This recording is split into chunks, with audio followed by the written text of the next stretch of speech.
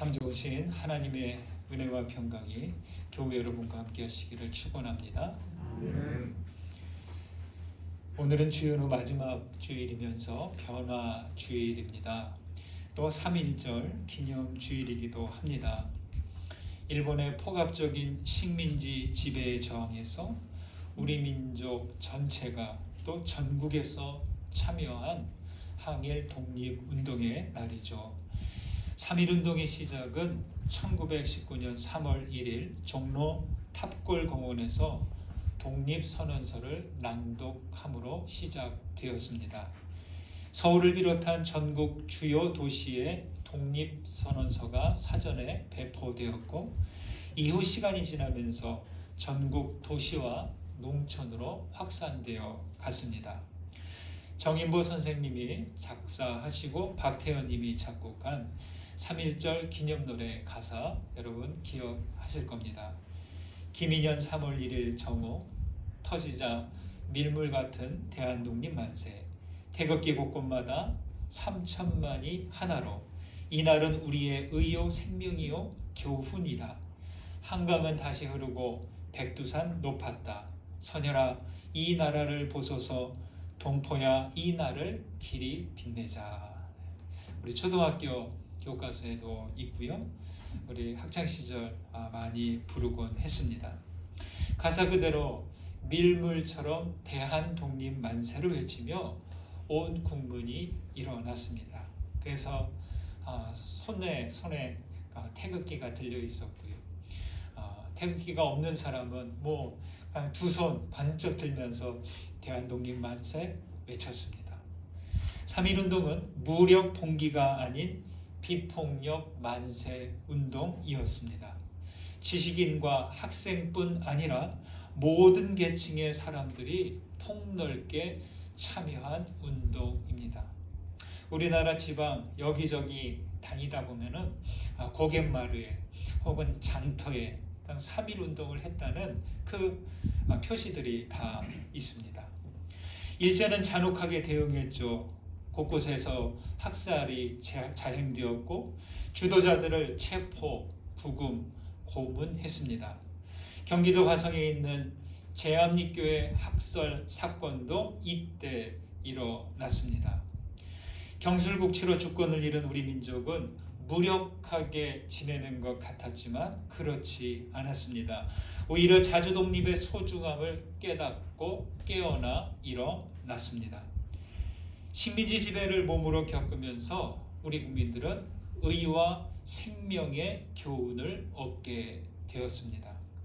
자주독립 무슨 뜻입니까? 글자 그대로 스스로 주인이 되어 홀로 선다 이런 뜻이죠.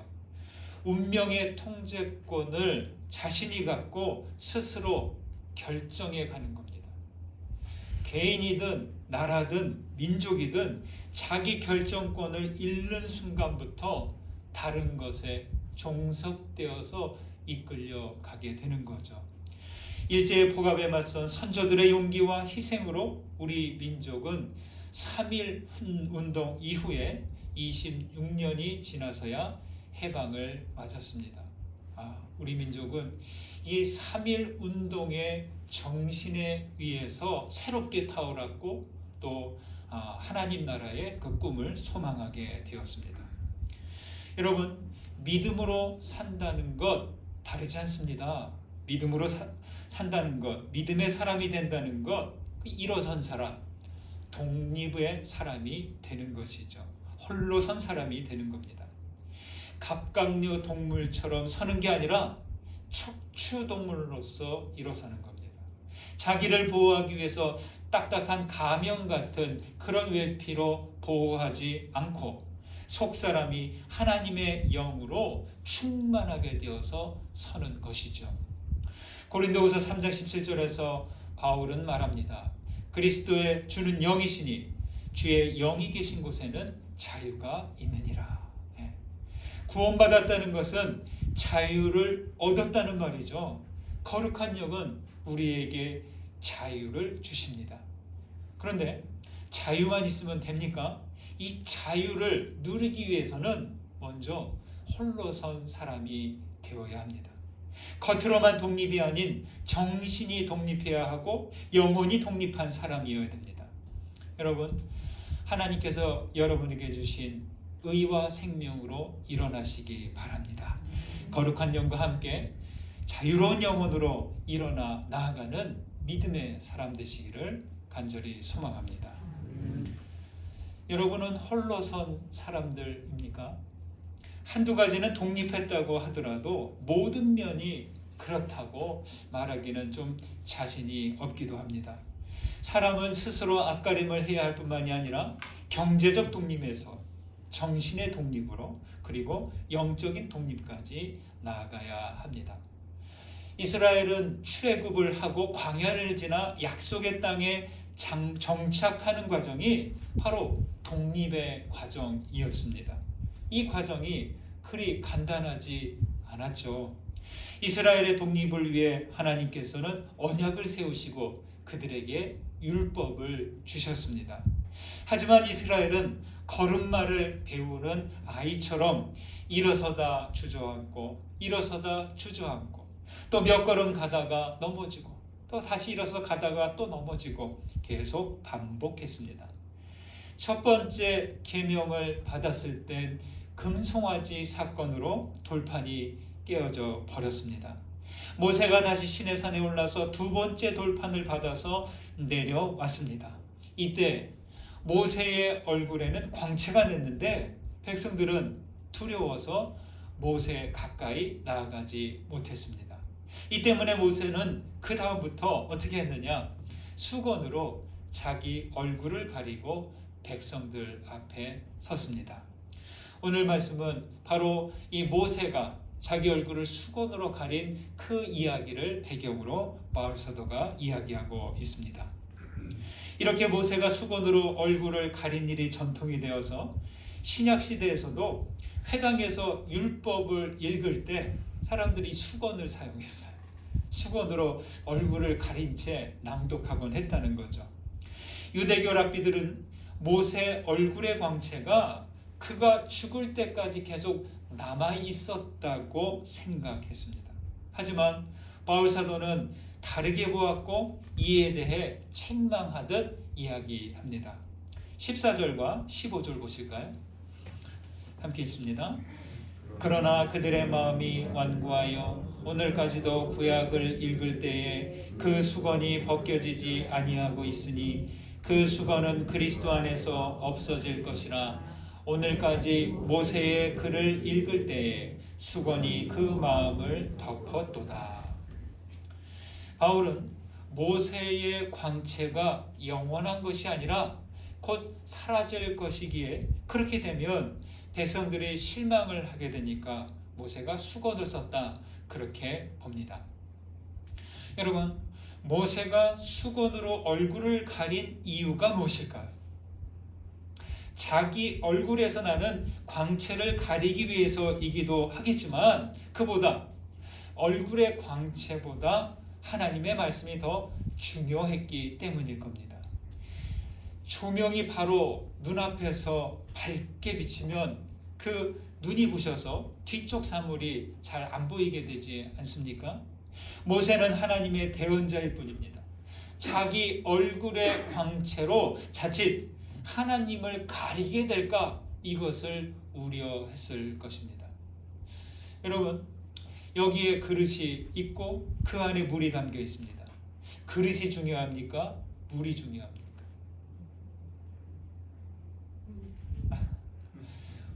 물이 중요합니다. 그런데요, 그릇도 중요합니다.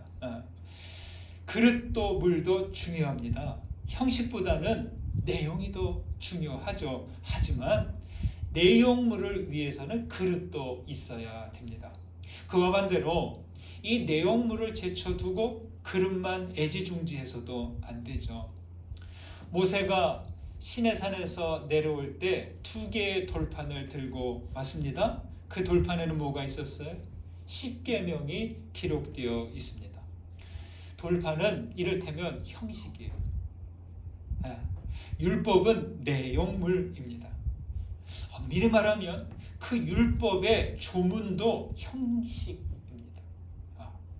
조문 안에 들어있는 하나님의 계명, 이 계명의 정신, 계명의 뜻, 이것이 바로 진정한 내용물입니다. 알맹이죠. 모세는 이 계명을 어떻게 한 사람이에요? 전달한 운반자입니다. 모세의 얼굴에 나는 광채는 자체 발광이 아니라는 거죠. 하나님과 함께 마주했기 때문에 그것으로 인해서 생긴 거죠. 모세의 얼굴을 가린 수건도 알맹이가 아닌 그릇이라는 겁니다. 형식이죠. 계명의 말씀을 읽을 때 여러분, 계명의 말씀을 읽으면 그 말씀이 어디로 가야 됩니까? 말씀을 읽어요. 그럼 어디로 가야 돼요? 읽는 사람들, 또 그 계명을 듣는 이들의 마음으로 들어가서 자리해야 하겠죠. 여러분, 집안을 밝게 하고 환기를 시키려면 어떻게 합니까? 커튼을 다 열어젖히고 창문을 활짝 열으면 밝은 빛이 들어오고 또 바깥에 신선한 공기가 들어옵니다. 그렇듯이 마음을 가린 수건을 치우지 않으면 말씀 빛이 안 들어오는 거예요. 환기가 안 되고 빛이 들어오지 않는 집은 어떻게 될까요? 지하실처럼 음습해서 곰팡이 피고 냄새가 나는 거죠. 수건으로 가려진 마음도 곰팡이 나고 냄새가 나는 거예요. 그럴수록 우리 마음은 딱딱해져 가는 것이죠. 여기에 나온 수건은 옛 언약을 가리킵니다. 율법을 통한 하나님의 이해는 한계에 이르렀어요. 율법의 정신은 이 돌판을 벗어나지 못하게 되었고 수건이 되어서 오히려 하나님의 영광, 하나님의 광채를 가리는 거예요. 더 나아가서 그들의 마음까지 뒤덮어서 더 이상 감각 없는 마음이 된 것이죠.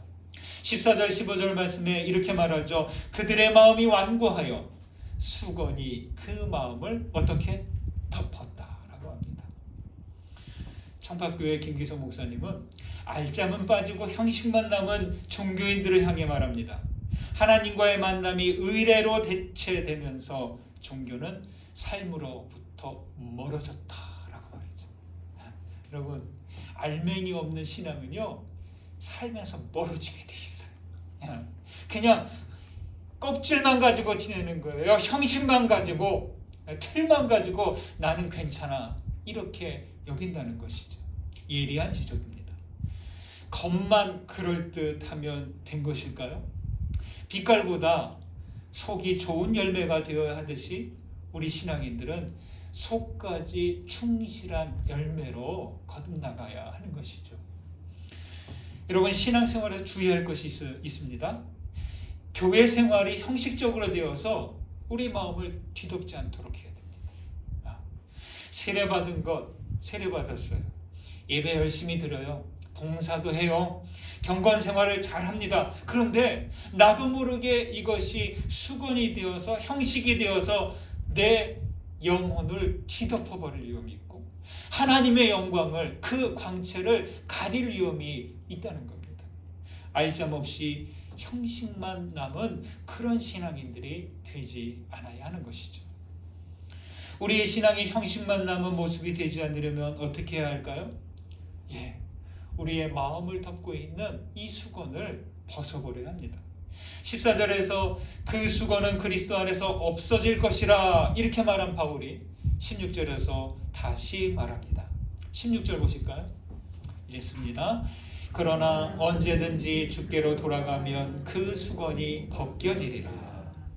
제사장들과 서기관들, 바리새인들과 같은 유대교 지도자들은 예수님을 좋아했어요? 싫어했어요? 아주 싫어했어요. 단순히 싫어 이 정도가 아니라 그냥 죽도록 미워했어요. 그래서 어떻게 됐어요? 끝내 골고다 사양적으로 몰고 가서 거기서 죽게 했습니다. 그들은 예수님을 왜 이렇게 미워했을까요? 왜 이렇게 죽도록 미워했을까요? 그럼 그걸 생각해 보십시오. 저는 예수님께서 그들의 가면, 그들의 수건을 벗겨버리셨기 때문에 그렇다고 저는 봅니다. 주님은 율법 전통이라는 수건을 벗겨서 바리새인들의 생활을 드러나게 하셨어요. 거룩한 성전이라는 가면 뒤에 숨은 제사장들의 민낯을 만천하에 공개해 버리셨어요. 수건이 벗겨지기 전에 그들은 꽤 경건하고 그럴듯해 보였습니다. 그런데 그들은 탐욕과 외식, 욕망 가득한 얼굴이었던 것이죠. 주님의 말씀대로 그들은 회칠한 무덤 그대로였던 것이죠.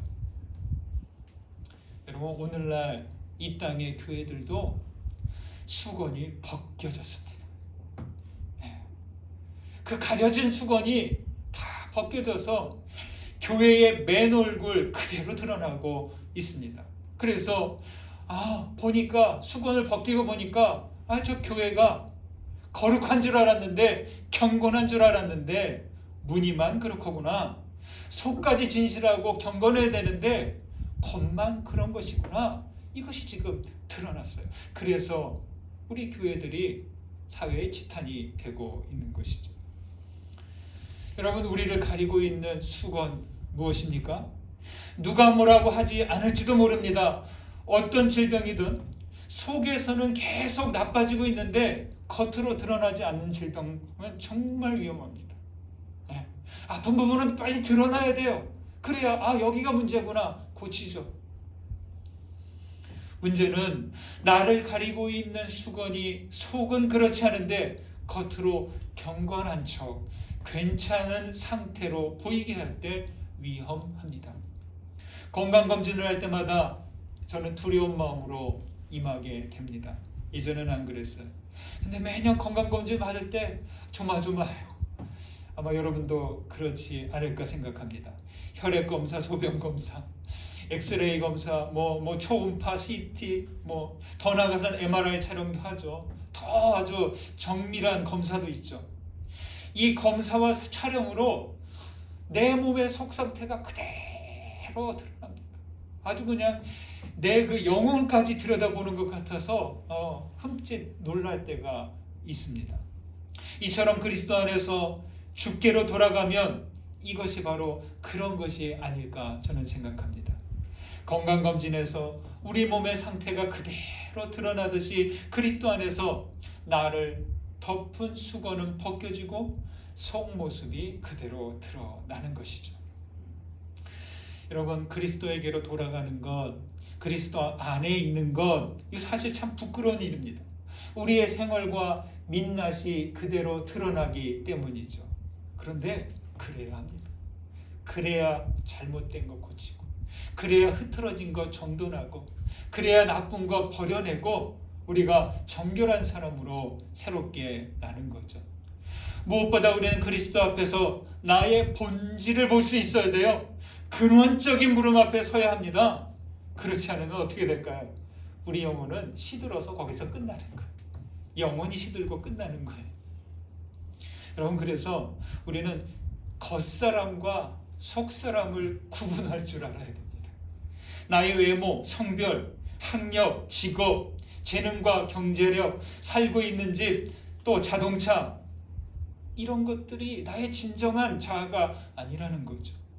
욕망으로 부푼 자, 불안과 두려움에 움츠린 자, 꾸미고 덧붙인 그 모습, 겉모습, 가면일 뿐입니다. 진짜가 아니라 거짓 자라는 거예요. 나의 영혼이야말로 진짜 자기 참자예요. 꾸미지 않고 내 영혼 그대로 하나님께서 주신 하나님의 형상 그대로, 그것이 바로 우리의 참된 자아입니다. 오늘 찬송 가운데 내 모습 이대로 주 받아주소서 하고 찬송하게 됩니다. 바로 우리의 속 사람으로 내 모습 이대로 주님께 나아가는 것이죠. 언젠가 본 글 하나 생각납니다. 한 사진사가 이런 질문을 받았어요.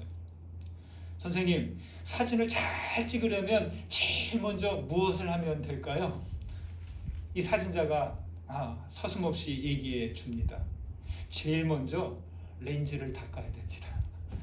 무슨 어떤 기술, 어떤 구도, 카메라, 성능 이런 거 얘기할 줄 아는데 제일 먼저 카메라 렌즈를 잘 닦아야 된다는 거예요. 여러분, 렌즈가 흐린 상태로 뭐가 묻어 있으면 아무리 카메라가 좋아도 그 사진 잘 안 나옵니다.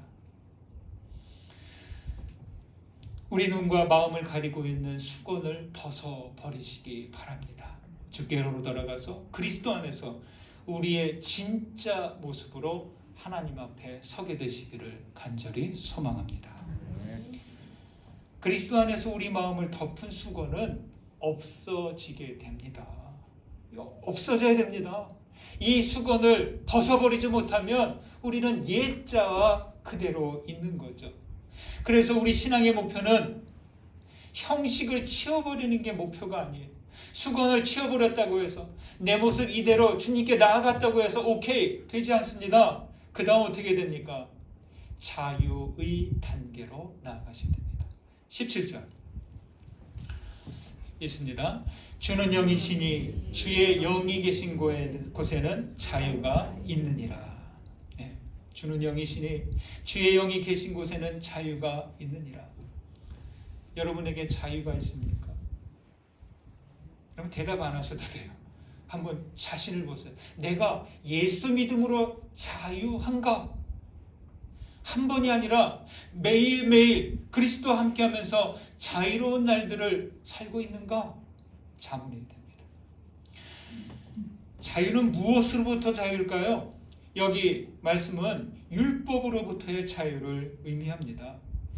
10계명에서부터 시작한 구약의 율법 조문은 한 600여 가지 돼요. 하라 한 200여 가지, 하지 말라 한 300여 가지 넘습니다. 하라와 하지 말라로 끝납니다. 하라고 하는 것을 하지 않으면, 또 하지 말라고 하는 것을 하면 그 즉시 그 사람은 나는 죄인이 돼. 내가 죄를 지었네, 범죄했네, 죄인이 되어서 얽매이고 자유롭지 못하게 되는 거죠. 얼마나 힘이 듭니까? 이 수백 개의 율법 조문을 어떻게 기할 것이며 걸려 넘어지지 않을 방도가 없는 거죠. 그리고 늘 불안해요. 내가 이거 율법을 지킨 거야? 내가 혹시 율법을 범한 거 아니야? 매일매일 불안불안 힘든 것이죠. 예수님은 이 율법을 지키는 요령을 딱 두 가지로 가르쳐 주셨습니다. 내 마음을 다하고 목숨을 다하고 뜻을 다하여 주 너의 하나님을 사랑하라. 그리고 뭐예요? 내 이웃을 내 몸과 같이, 내 자신과 같이 사랑하라. 딱 두 가지입니다. 사랑하는데 어째서 하라는 것을 하지 않겠습니까? 사랑하는데 어째서 하지 말라는 것을 하겠습니까? 안 그런가요? 주 너의 하나님을 사랑하라, 내 이웃을 사랑하라. 이것이 바로 계명입니다. 아니, 사랑하라는 계명이라기보다 이거는 자유롭게 하는 날개와 같습니다. 누가 누구를 사랑하든 사랑하는 사람에게는 주님의 영이 있습니다. 사랑하는 곳에 자유가 있습니다. 내가 자유롭지 못하다면 사랑하고 있지 않은지 돌아보아야 할 것입니다. 여러분, 저는 감히 단언합니다.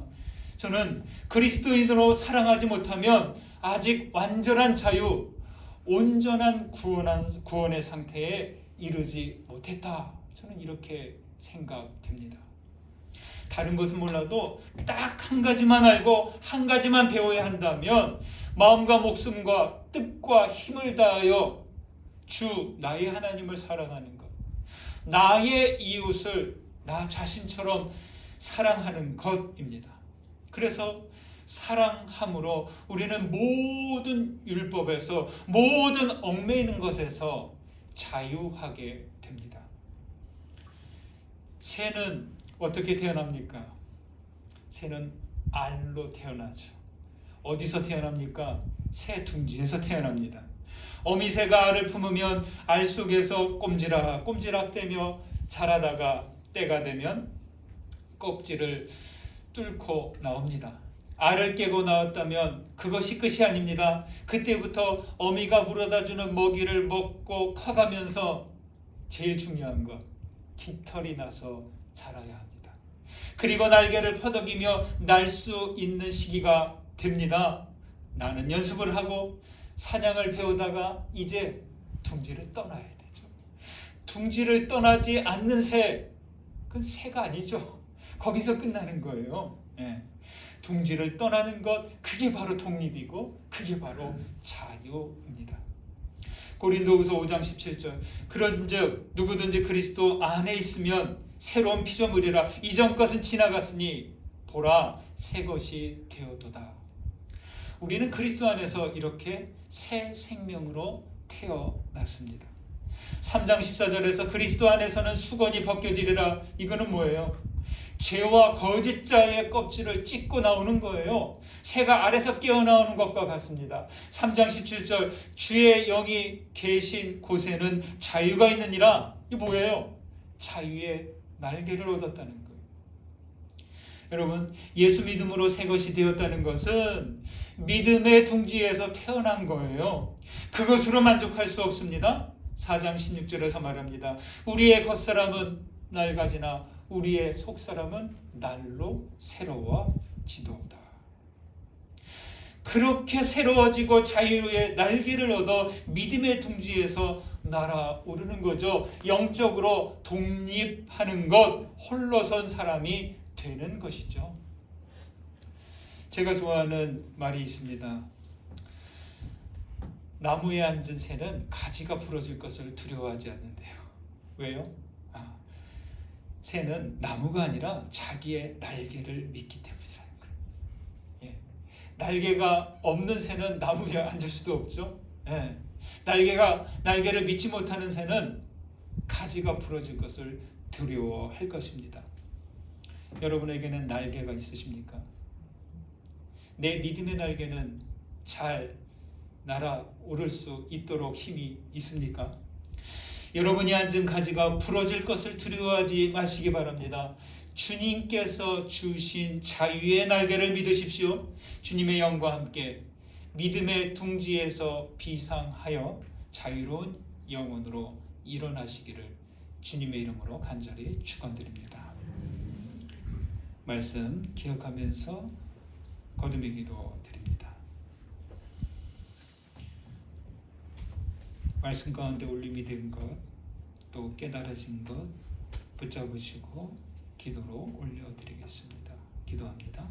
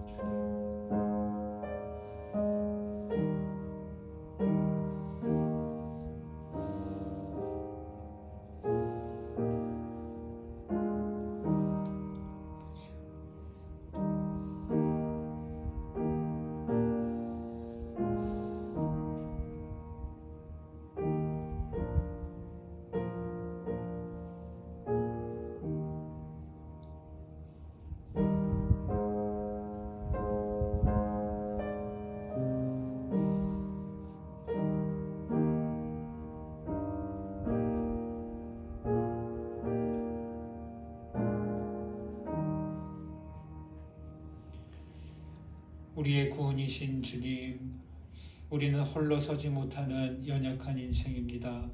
세상의 힘에 억눌리고 죄에 이끌려 자유 없는 시절을 보냈습니다. 그러나 우리는 그리스도와 함께 일어선 사람이 되었나이다. 주님, 이스라엘이 주님께 받은 율법이 마음을 가린 것처럼 우리의 경건 생활이 마음을 무디게 만드는 것은 아닌지 돌아봅니다. 항상 그리스도 안에 있기를 바라오니 우리의 눈과 마음을 깨끗이 닫고 주님을 바라보게 하옵소서. 하나님, 우리에게 자유의 날개를 주셨으니 주의 영과 함께 날아오르게 하옵소서. 예수 그리스도의 이름으로 기도드립니다. 아멘.